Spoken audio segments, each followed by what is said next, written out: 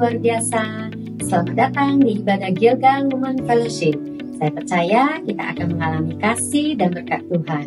Mari kita sama-sama memuji dan menyembah Tuhan. Shalom wanita Tuhan yang luar biasa, wanita Tuhan di Gilgal Women Fellowship.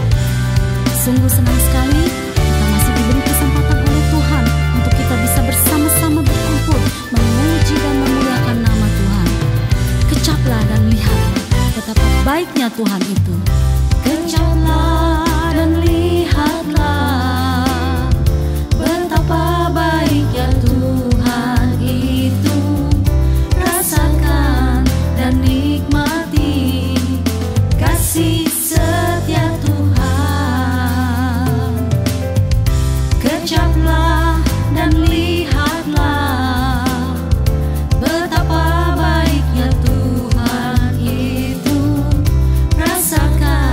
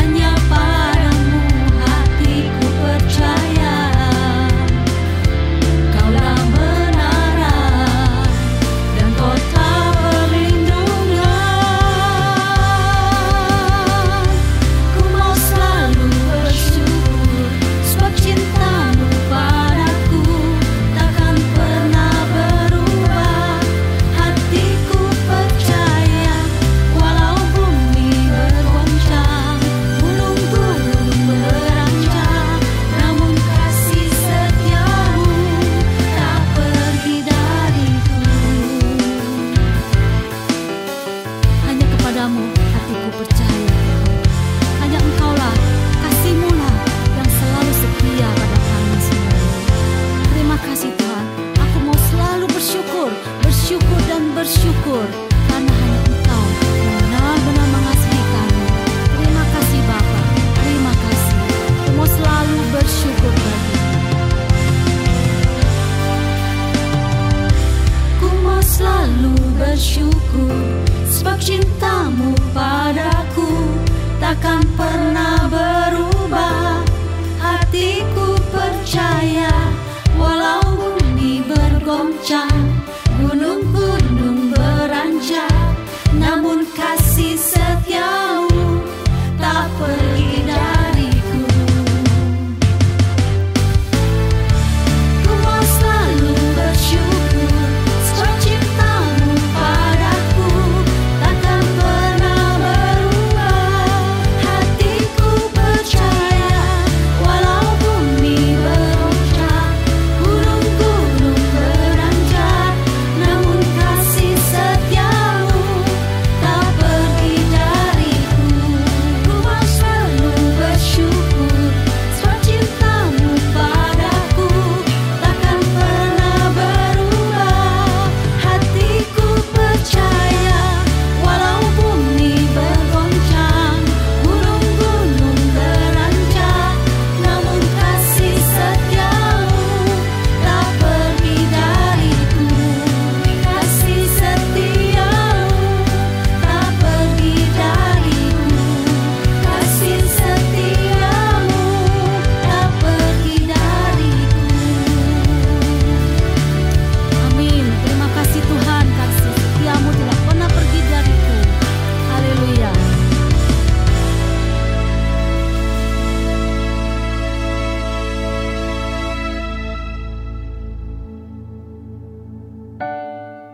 Bukan dengan kekuatanku, bukan juga dengan kehebatanku, tapi semata-mata hanya satu hal, karena Engkau Tuhan selalu ada di sampingku. Terima kasih Bapa. Benar Tuhan. Ku dapat jalani hidupku tanpa Tuhan yang di sampingku. Ku tak mampu sendiri.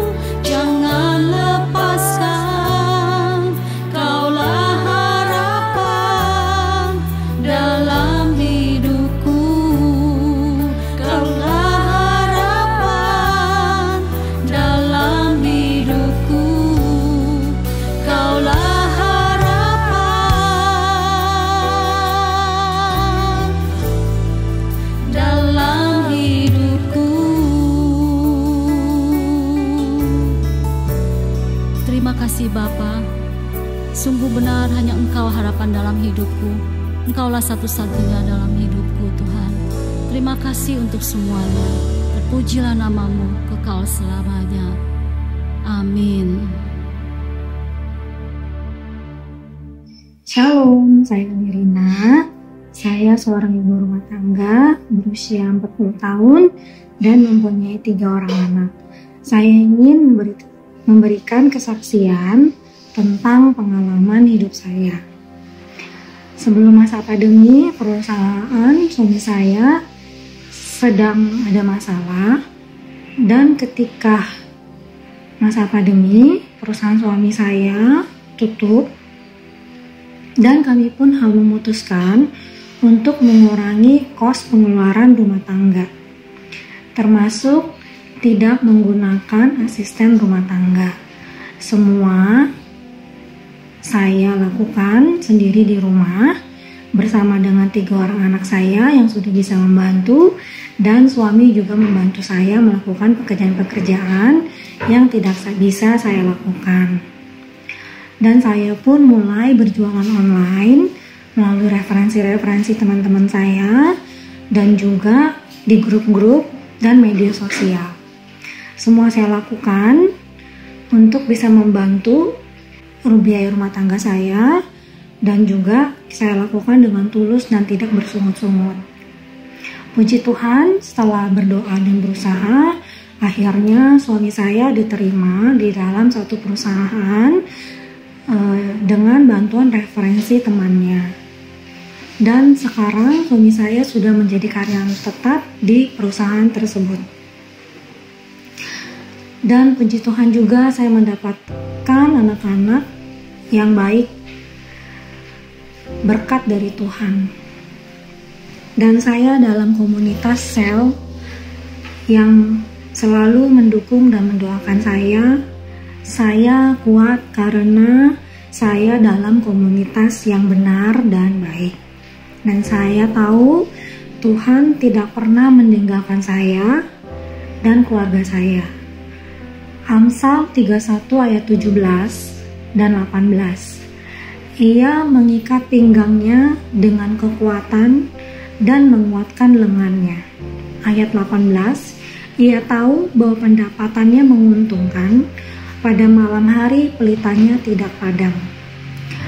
Seberat apapun masalah persoalan yang sedang kita hadapi, jangan pernah mengatakan tidak ada jalan keluar ataupun tidak ada pertolongan.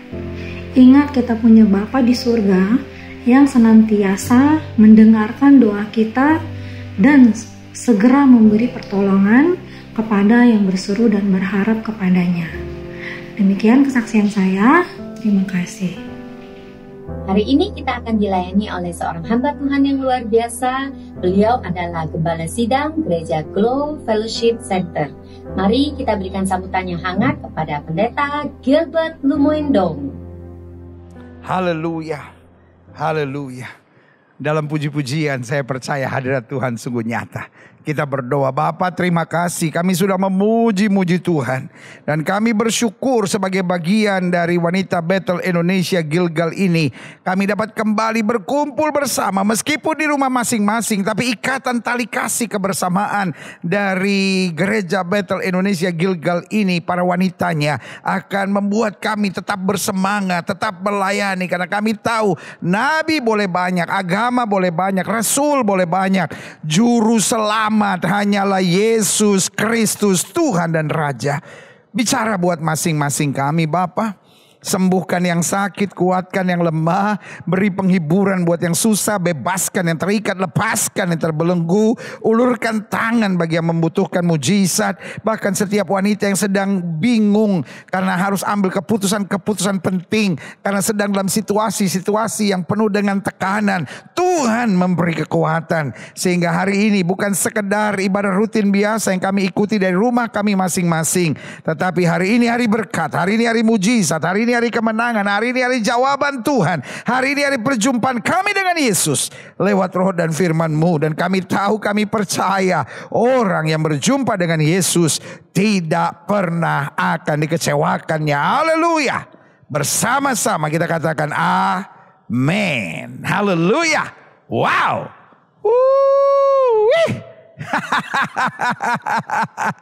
Wanita-wanita yang luar biasa. Puji Tuhan. Satu kebanggaan buat saya di tengah masa pandemi ini. Melihat wanita-wanita tetap bersemangat beribadah. Iya kan? Dan jangan lupa dandanan harus tetap mantap. Masalah pinggang ke bawah pakai celana pendek. Haleluya. Tapi saya percaya wanita-wanita dari Gereja Bethel Indonesia Gilgal ini adalah wanita-wanita yang luar biasa, yang tangguh, yang akan melakukan hal-hal dahsyat bagi kemuliaan Tuhan. Amin. Haleluya. Buka Alkitab kita sama-sama. Hari ini saya mau bicara tentang wanita dan rumah tangga. Saya percaya wanita punya peran yang sangat dahsyat dalam rumah tangga. Makanya iblis mau goncang wanita, iblis mau goda wanita, iblis mau buat wanita stres. Karena kalau wanita tergoncang, wanita tergoda, wanita stres, maka seluruh rumah tangga itu akan kolaps. Karena wanita adalah penolong, ezer, pelengkap, penopang, penyempurna, ezer, saudara ya. Buka Alkitab kita masing-masing. Matius pasal 15 ayat 22 sampai 28. Kita mau belajar dari seorang perempuan Kanaan. Maka datanglah seorang perempuan Kanaan dari daerah itu dan berseru, kasihanilah aku ya Tuhan, anak Daud. Karenanya dia datang menyembah kepada Yesus, dia datang memohon belas kasihan pada Yesus, bukan for herself, bukan buat dirinya sendiri. Ini yang saya mau saudara perhatikan. Tetapi untuk apa? Anakku perempuan kerasukan setan dan sangat menderita. Dia datang bukan karena persoalannya. Dia datang bukan karena masalahnya, dia datang bukan karena keadaannya, dia datang karena situasi dengan anaknya. That is mother's heart. Itulah hati seorang ibu yang rela mau berbuat apa saja demi keluarganya. Itu kalau ibu yang waras. Hello, pertanyaan saya. Aku ganti channel, aku gak demen. Jangan, ini kan khusus untuk saudara-saudara ini kan dari Gilgal. Masa mau yang lain? Macem-macem aja saudara. Dengar. Iya kan? Naluri seorang wanita selama dia masih waras. Halo? Saya khawatir banyak wanita hari-hari ini sudah kehilangan kewarasannya. Wanita ini masih waras. Dia masih ikutin nalurinya. Dia datang untuk anak perempuannya, tapi Yesus, perhatikan baik. Yesus sama sekali tidak menjawabnya. Itu aja udah nyebelin. Ya udah kalau nggak mau, ingat. Wanita itu paling sensitif loh. Betul nggak Bu? Wanita itu paling sensitif loh. Dilihatin orang aja, kenapa sih gue dilihatin terus? Iya kan? Kadang-kadang suami cuman gak merhatiin gitu, acuh gitu. Ternyata kayaknya saya di rumah ini udah hanya dianggap songgok sampah gitu ya kan. Apalagi kalau lagi bulanan gitu ya kan. Apalagi kalau udah masa-masa posnya gitu ya kan. Saudara gue yang kasih dalam Tuhan. Saya percaya wanita ini cukup sakit. Karena she is panic. Dan perempuan, ibu-ibu kalau panik. Waduh, gak panik aja sensitif apalagi panik saudara. Nah ibu ini lagi panik. Tapi dia punya strong determination. Gak mau tahu apapun yang terjadi, anakku harus sembuh. Itulah integritas seorang wanita yang waras, saudara. Yesus sama sekali tidak menjawabnya. Tapi bukan hanya sampai di situ. Lalu murid-murid datang dan meminta kepadanya, suruhlah ia pergi, ia mengikuti kita dengan berteriak-teriak. Waduh. Wanita lagi panik dengar ini. Apa lu ngomong? Hati-hati kalau ngomong gue robek. Bu, ibu lagi panik tiba-tiba ada yang bacotnya begitu modelnya bu, comberan banget. Pokoknya kita mau robek aja kan, tapi dia punya strong determination. Ini yang saya bilang seorang wanita waras. I don't care about others. Yang penting anak gue sembuh. Yang penting rumah tangga gue dipulihkan. Yang penting suamiku bertobat. Yang penting ada mujizat dalam keluargaku. Haleluya. Coba lihat selanjutnya. Jawab Yesus. Oh my goodness. Aku diutus hanya kepada domba-domba yang hilang dari umat Israel. Dengan lain kata, Yesus seperti sedang merendahkan diri dan berkata, you are a Canaan woman. Kamu adalah seorang perempuan Kanaan. You are not my target. Wow. Apa yang terjadi? Remember, wanita kalau lagi panik, wanita tanpa panik aja udah sensitif, apalagi panik tambah sensitif. Tapi perempuan itu mendekat dan menyembah dia sambil berkata, Tuhan tolonglah aku. Nah ini strong determination. Dia berani korbankan perasaannya. Dia beranikan korbankan egonya. Dia berani korbankan apapun demi keluarganya. Folks, we need this kind of women these days. Kita sedang membutuhkan wanita-wanita waras yang berintegritas, yang percaya Tuhan, mengandalkan Tuhan. Seperti perempuan Kanaan ini. Setan sedang mengarahkan senjatanya menyerang keluarga. Karena kalau keluarga hancur, generasi hancur. Remember, keluarga adalah benteng. Remember, keluarga adalah pusat pelatihan tentara Allah atau tentara setan dibentuknya dalam keluarga. Dari keluarga yang hancur, dari keluarga yang kacau, dari keluarga yang berantakan, maka akan lahir generasi-generasi yang berantakan. Keluarga adalah benteng. Benteng dari narkoba, benteng dari korupsi, adanya pada keluarga. Bayangkan kalau keluarga itu takut akan Tuhan. Bayangkan kalau istri tidak memaksa suami untuk mendapatkan uang, mau halal, mau haram. Bayangkan kalau istri menghadirkan shalom sorga di keluarga. Saudaraku yang kasih dalam Tuhan, kalau keluarga itu dahsyat. Setan gak punya tempat untuk berbuat banyak. Makanya setan sedang mengarahkan senjatanya pada keluarga untuk mengacaukannya. Ibu, engkau harus kembali jadi pahlawan. Rebut keluargamu dengan air matamu, dengan perjuanganmu, dengan great determination that you have.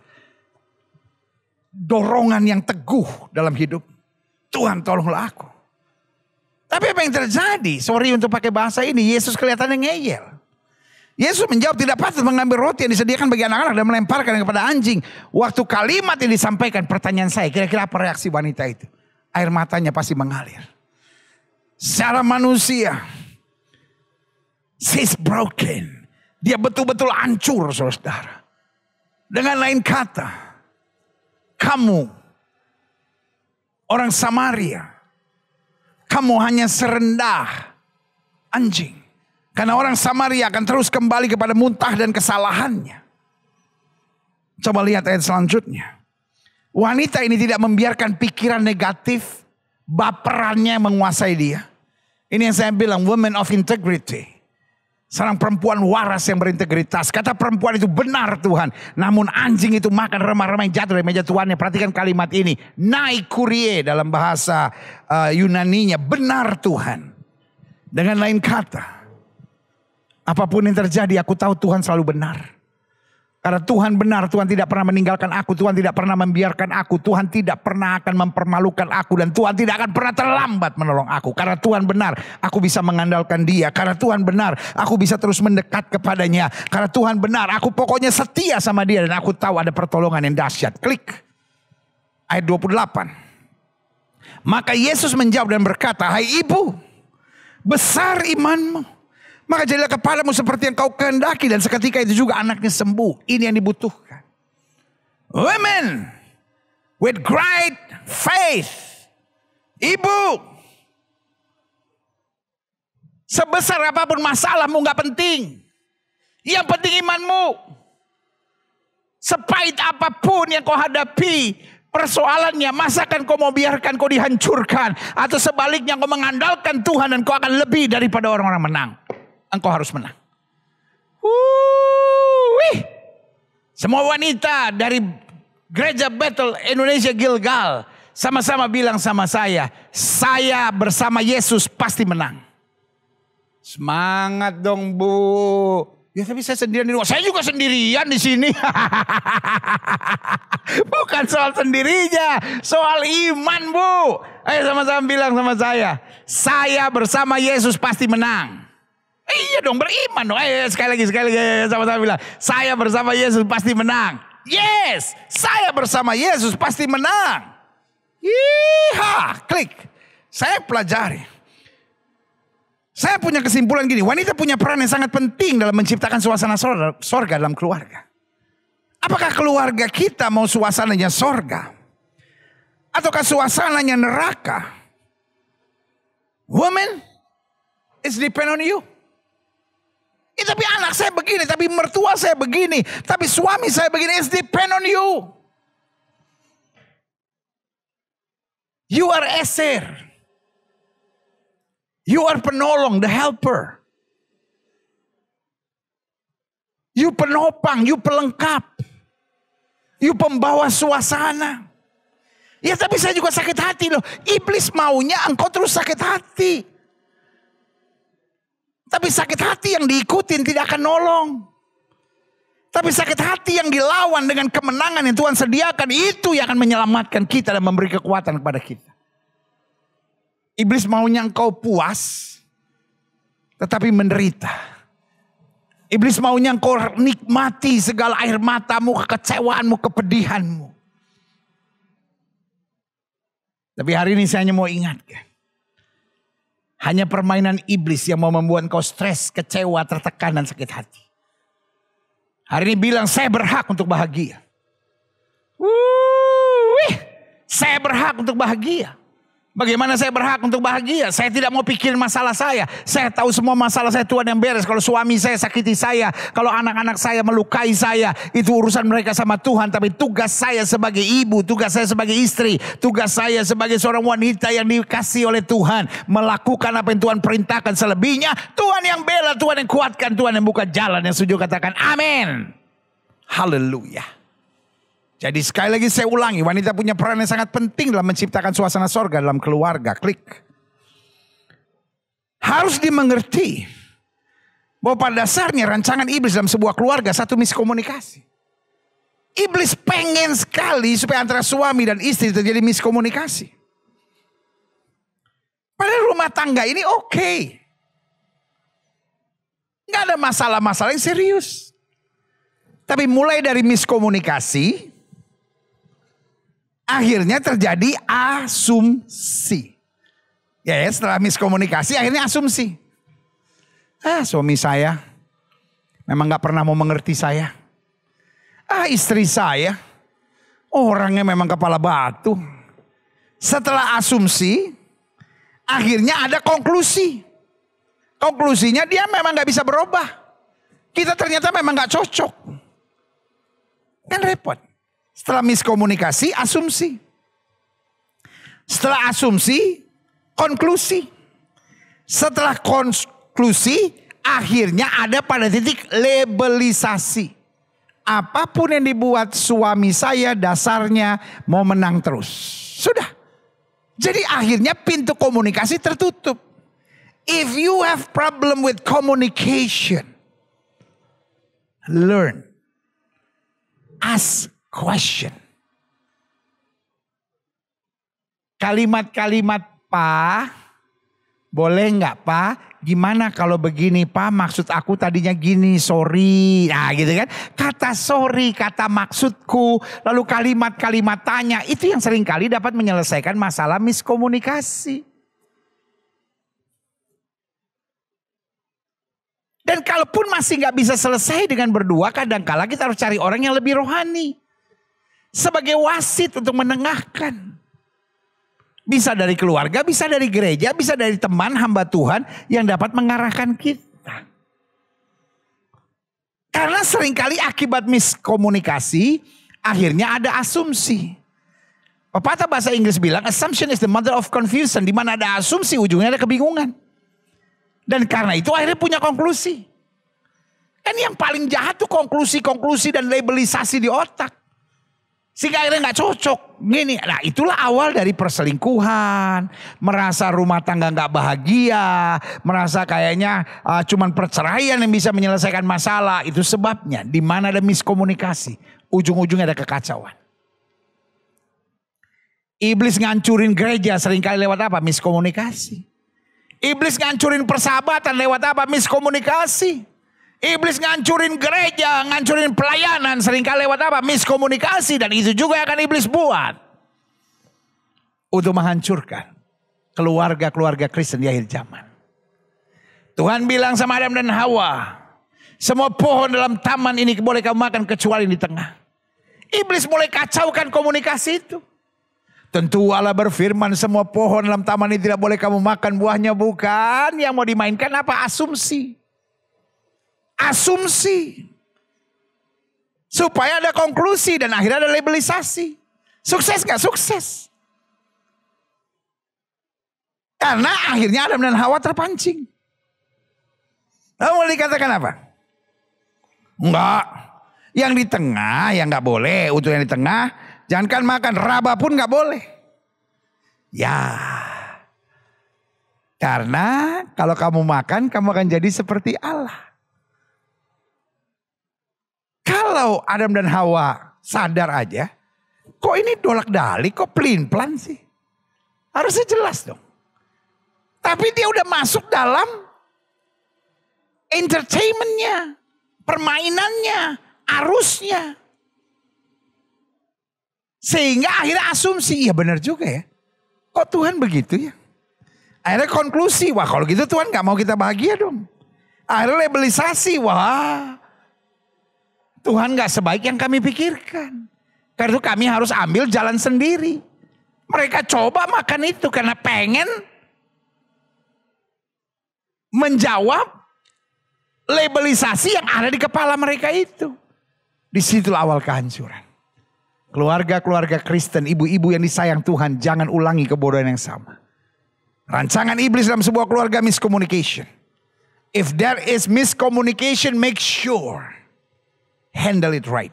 Kalau ada miskomunikasi jangan dibiarkan dengan asumsi, konklusi dan akhirnya labelisasi. Selesaikan dengan cara yang benar dalam hikmat Tuhan dengan penuh kasih. Maka itu akan menjadi jembatan untuk masuk pada pulau baru yang bernama kemenangan. Yang kedua, harus dimengerti pada dasarnya rancangan iblis dalam sebuah keluarga adalah miskomunikasi. Yang kedua, ketidakpercayaan. Istri cemburu sama suami, suami cemburu sama istri. Dan masing-masing akhirnya memang bukan hanya tidak percaya, akhirnya juga tidak bisa dipercaya. Kebohongan, kepalsuan, kemunafikan, kecurangan terjadi dalam keluarga. Sebagai hamba Allah saya ingatkan. Jadi orang yang trustworthy. Tapi bagaimana kalau dia tidak bisa dipercaya? Itu urusan dia sama Tuhan. Kan di altar masing-masing sudah berjanji. Ya tapi kan saya juga masih manusia. Tapi kan saya juga ada Roh Kudus yang akan memampukan saya. Boleh gak mulai dari kita? Jadi orang yang belajar percaya. Belajar jadi orang yang percaya pada suamimu. Percaya sama istrimu. Percaya pada anak-anakmu. Dan juga belajar jadi orang yang bisa dipercaya. Yang ketiga. Jadi ingat ya. Harus kita mengerti pada dasarnya rancangan iblis dalam sebuah keluarga. Karena senjata iblis di akhir zaman sedang diarahkan pada keluarga. Dia ingin dalam keluarga ada miskomunikasi, ada ketidakpercayaan, sehingga cemburuan gitu ya kan. Dan yang ketiga, adanya kekecewaan dan kepahitan. Masalah dalam rumah tangga itu biasa.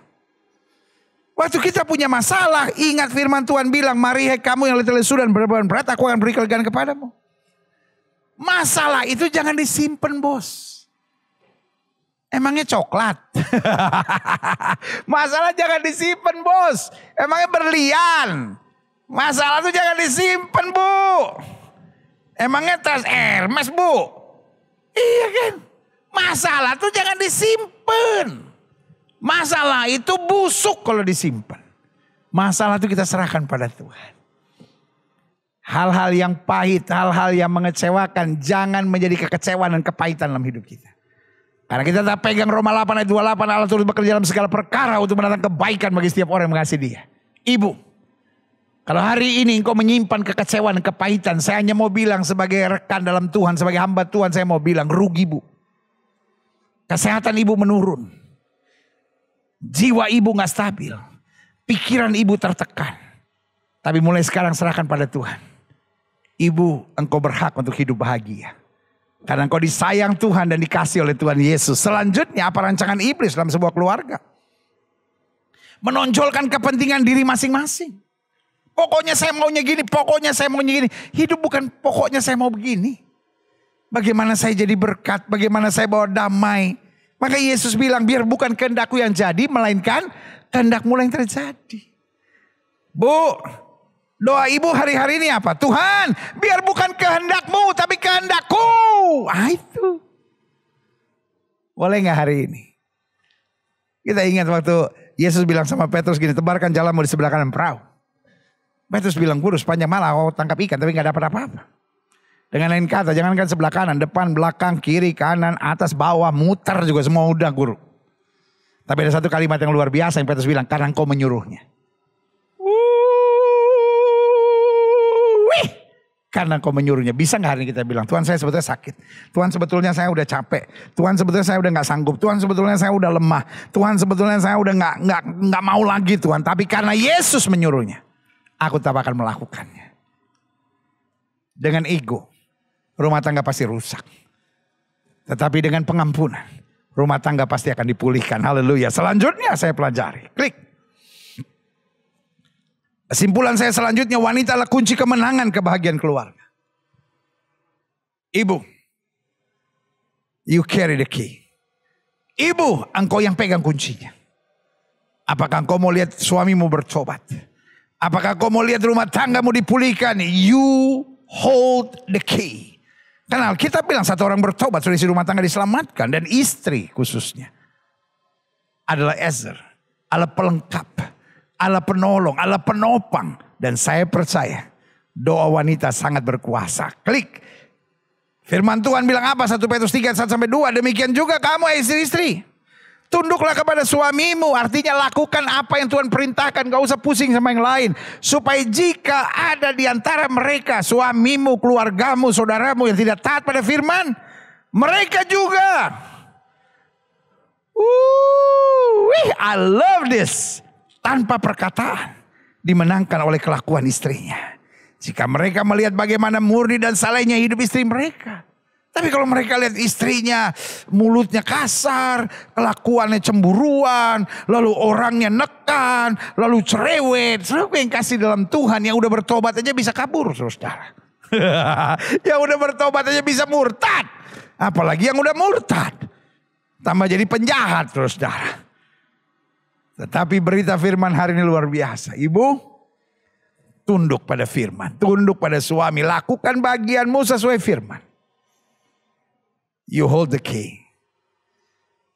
Maka tanpa perkataan, kemuliaan Tuhan akan menjamah ibu dan mereka diselamatkan. Klik. Saya pelajari bagaimana wanita menjadi kuncinya. Sebelum saya berdoa, ada 4 hal penting yang saya mau sampaikan. Yang pertama, ibu akan menjadi kunci kemenangan rumah tangga jika ibu berdoa dan sabar. Wanita Samaria ini, wanita Kanaan ini, datang pada Yesus. Melalui berbagai ujian, kesimpulan saya cuma satu. Dia berseru pada Yesus, dia gak peduli sama yang lain dan dia sabar. Orang bilang wanita ini mengikuti kita dengan berteriak-teriak, dia gak mau fokus ke sana, dia fokus pada Yesus. Yesus bilang tidak patut mengambil roti yang dilemparkan pada mengambil roti di meja dan melemparkan pada anjing. Dia bilang benar Tuhan, tapi anjing juga layak makan remah-remah yang jatuh dari meja tuannya. Ini yang saya bilang, sabar. Sabar bukan berarti pasrah-pasrah bodoh. Sabar berarti saya percaya, saya beriman, saya harapkan sesuatu yang baik. Tuhan pasti sediakan buat saya. Haleluya. Ibu, saya percaya Tuhan sedang menyediakan sesuatu yang dahsyat buat hidup ibu. Kuncinya doa dan kuasai diri. Sabar. Yang kedua, bagaimana wanita menjadi kuncinya? Dengan iman dan pengendalian lidahnya. Iman. Makanya Yesus kagum dan bilang, ibu besar imanmu, jadilah kepadamu seperti yang kau katakan. Berarti yang dia katakan, yang dia perkatakan selalu hal-hal yang membangun, yang menjadi berkat.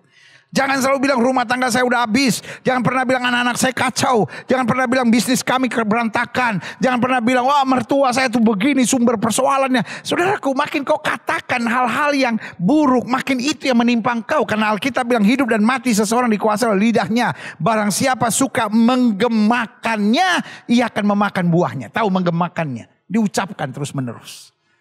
Tahu gemakan? Kalau kita bilang Indonesia,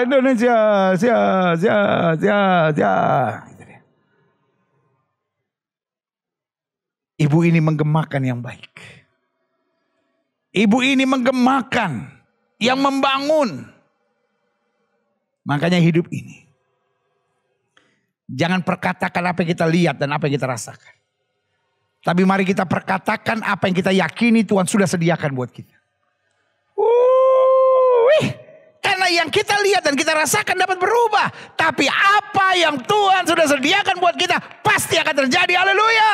Yang ketiga, bagaimana wanita menjadi kuncinya? Dengan ketenangannya dan pengampunannya. Iblis love to stir up your emotion. Iblis tahu persis kelemahan wanita ada pada emosinya. Kalau wanita udah ngambek, kalau wanita udah jengkel, kalau wanita udah baperan, waduh. Monas bisa pindah ke lapangan banteng.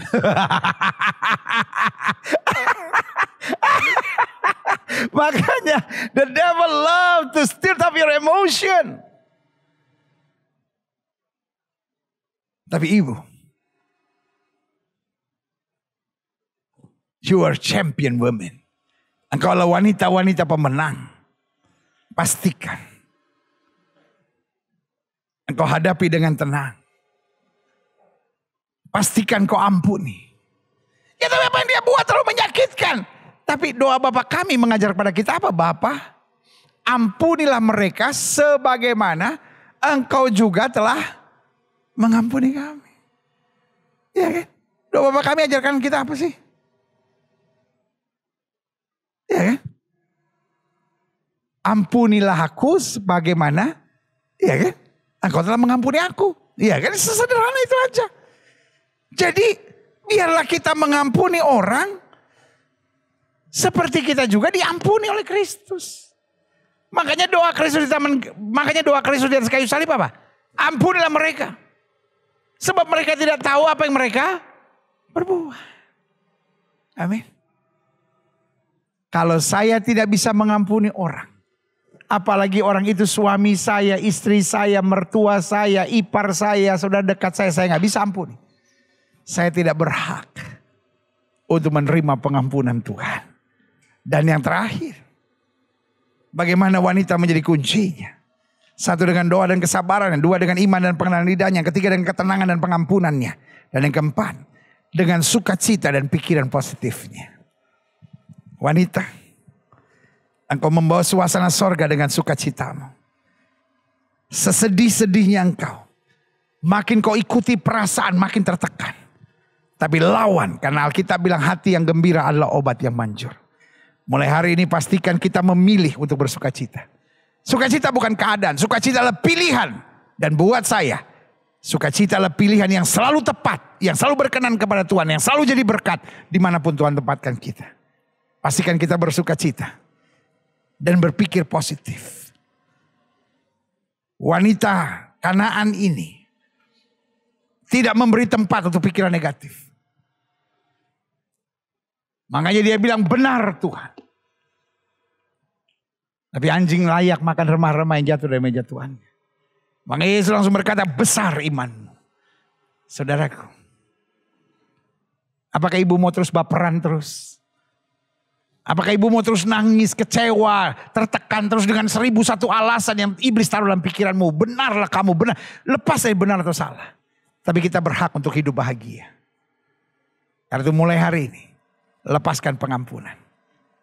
Lalu mulai imani dan ambil tekad, saya mau hidup sukacita. Kenapa kita sukacita? Karena kita tahu Tuhan kita baik. Kita bersukacita karena kita tahu Tuhan kita mampu merubah kutuk menjadi berkat. Kita bersukacita karena jeripaya kita dalam Tuhan tidak sia-sia. Dan kita bersukacita karena kita tahu orang yang menabur dengan air mata akan menuai dengan sorak-sorai. Setiap kepala tertunduk, setiap hati terangkat. Kita datang pada Tuhan, Bapa. Haleluya, haleluya. Bapa, Bapa, Bapa, Bapa, Bapa kami yang di surga.